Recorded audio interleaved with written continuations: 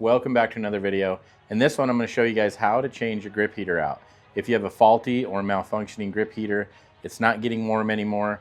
It's a pretty simple fix. It can be a little bit cumbersome as far as the connectors go, but I'm going to show you guys the easy way to do that. So let's hop to it.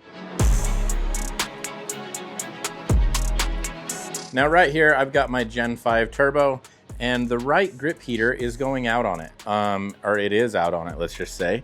So when the sled's running, it doesn't matter what the setting is, the grip heater just does not heat up. The other side is fine, and the thumb throttle works fine. We're gonna replace that anyway with a Munster later on, but I'm gonna show you guys how to remove this grip, get the grip heater replaced, and we do have to pull the hood for this. It's not very bad, but let me show you guys first how to pull the hood and where the connectors are to get to it, and then we'll work on the handlebar section. Okay, now to get started here, to pull the hood, all you have to do is push this plastic piece back, and that will expose your connectors to your hood, and also those two Torx 25s, one there and one there, and then you can remove your hood after taking out that one and the one on the opposing side, which is right there. We'll have to take our side panels off, obviously, but then the hood should just slide right off. Okay, I almost forgot to mention, on the clutch side, if you're removing the hood for the first time and are not sure, there is a band clamp right there with a Phillips, and that holds your intake boot on to the airbox. So just kind of go ahead and undo that Phillips, back it out a little bit, and now the hood should slide right off.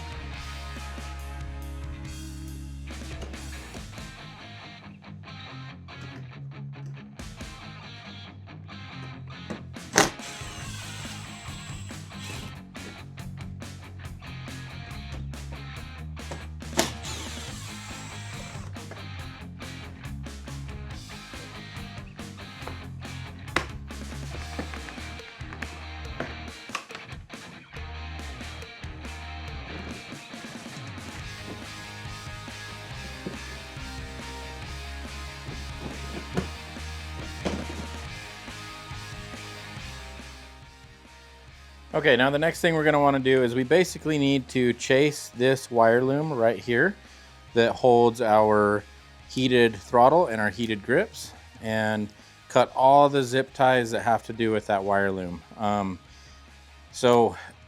There's quite a few on here. You know, if it's obviously been modified before, then you may have less, you may have more. Let's cut all those before we start chasing this down, and then I'll show you which plug is the correct plug that houses your heated throttle or grips. All right, once you got your zip ties cut, this loom just comes right off, and you can see here how easily it comes off, and I'm just gonna pull it all the way back and just expose everything for now, because it's easier that way. Okay, now the plug in question, the one that we are going to be working with, is this upper plug. And this houses everything that has to do with your heated grip and your heated throttle. So we'll unplug that, and then you can kind of snake it through here. It's a pain in the butt. But we need to get it through because we need to pull the pins on it to replace the bad one. You may as well just go ahead and cut off the grip here. It just makes your life a lot easier in the long run as far as working with this goes, because I'm replacing all that stuff, so I don't really care. And it looks like we got some electrical tape that we need to get rid of there.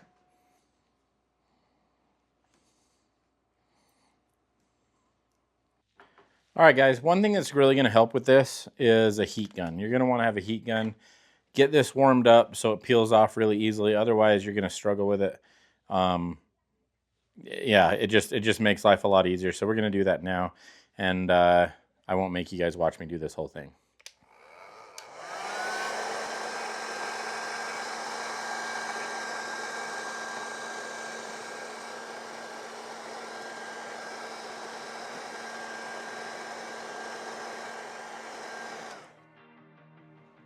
All right, I got the old grip off. The cork's a pain in the butt, which you'll find out. And what I'm gonna do now is I'm gonna warm up this bar. That way the new cork sticks to it really well. And then we'll show you how to apply it.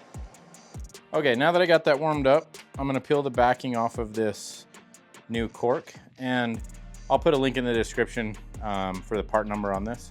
But basically what you're gonna do is, this is the very top of the bar. We're gonna line that up with the center of the cork and then wrap it around.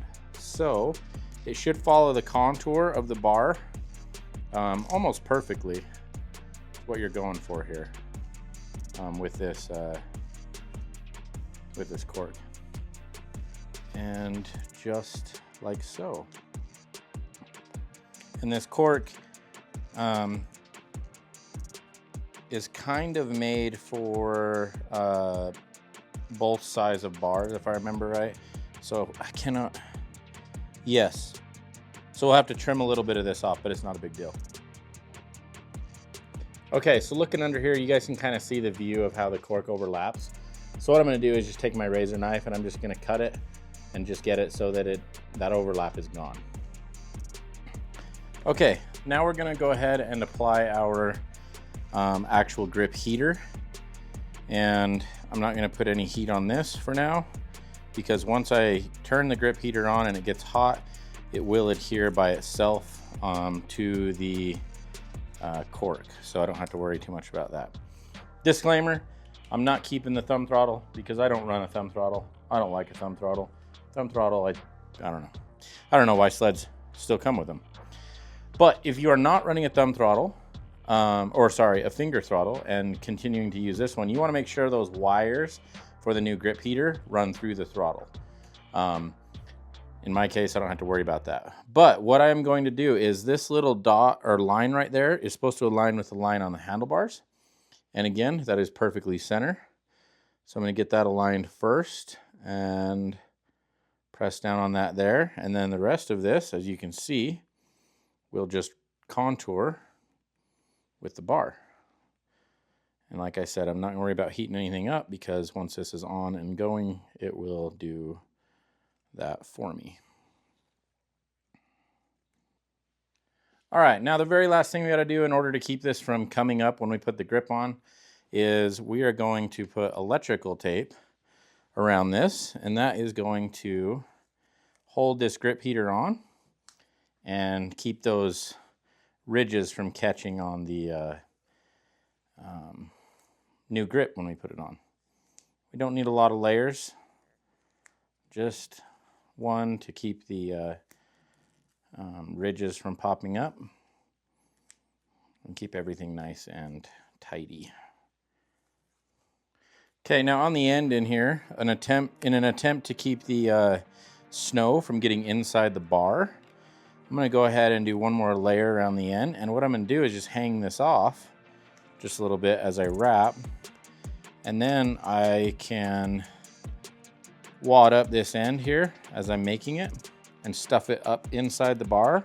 And that basically makes it waterproof. So hopefully you guys can see this. Oh, maybe you can't. Let me turn the camera down. There we go.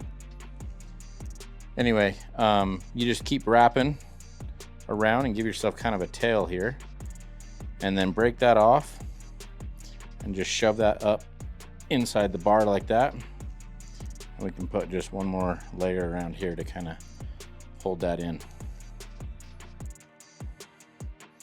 And that kind of waterproofs that end. Just like that. Okay, now this is a trick I learned a long time ago, and I take a clear coat of kind. This is a sealer, and it's a clear sealer. So what I'm gonna do with this sealer is I'm gonna coat the inside of my grip, and it does two things. It lubricates the grip so that it can slide on, and then once it dries, it makes it almost permanent, so it will never slip and twist. I will still wire tie my grips because I do that, both on my moto and my sleds, but anyway, this acts as a lubricant, but also kind of bonds it at the end. So anyway, stuff I learned a long time ago. Now on these deep snow grips, this waffle section, you're gonna want to go almost straight down, maybe curved out towards the sled just a little bit on the front. and that will allow your fingers to grip that. That's the whole purpose of that waffle side, is for your fingers to grip it. So let's see. I've never ran these Skidoo deep snow grips before, so this ought to be kind of interesting to get on. We might have to do the old air trick to get them on, but they seem like they're pretty heavy duty grips. I've heard good things about them, so we'll see how far we can get it by hand, and then we'll put some air on it. Oh yeah, we're gonna have to put some air on it now.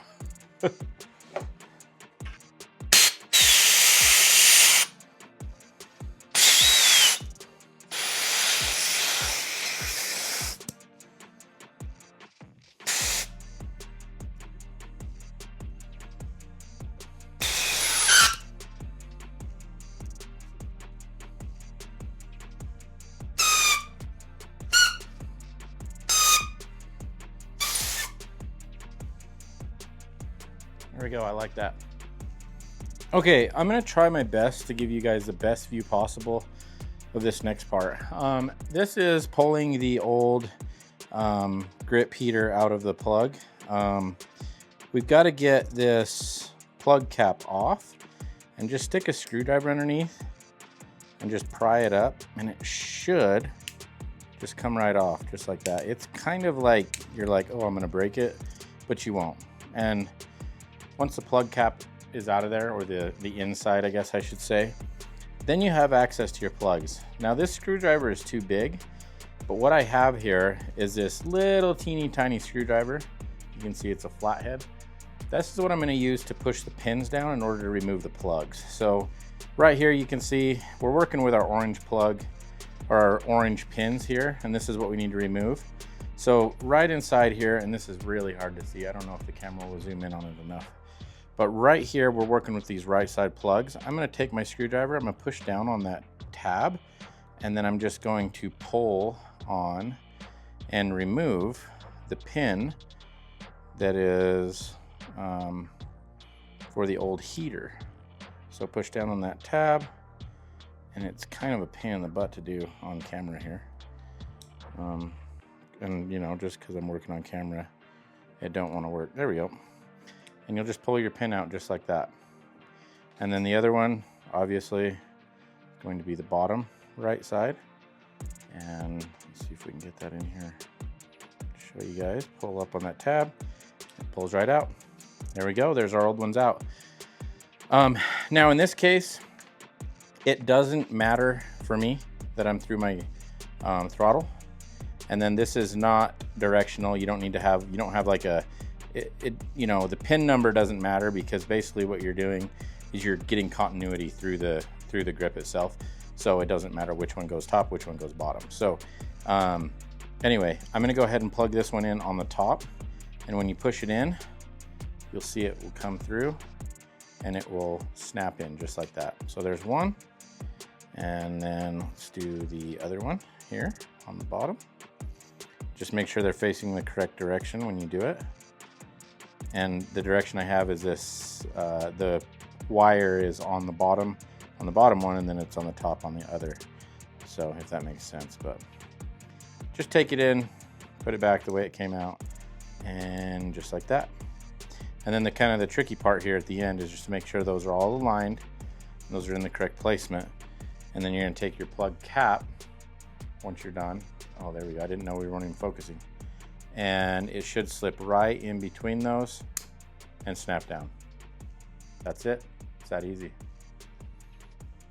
All right, guys, I went ahead, put my plugged it back in. I got my hood on. I'm gonna connect my connectors because the grip heaters are controlled through the dash here. We're gonna fire it up real quick and see if it's working for sure.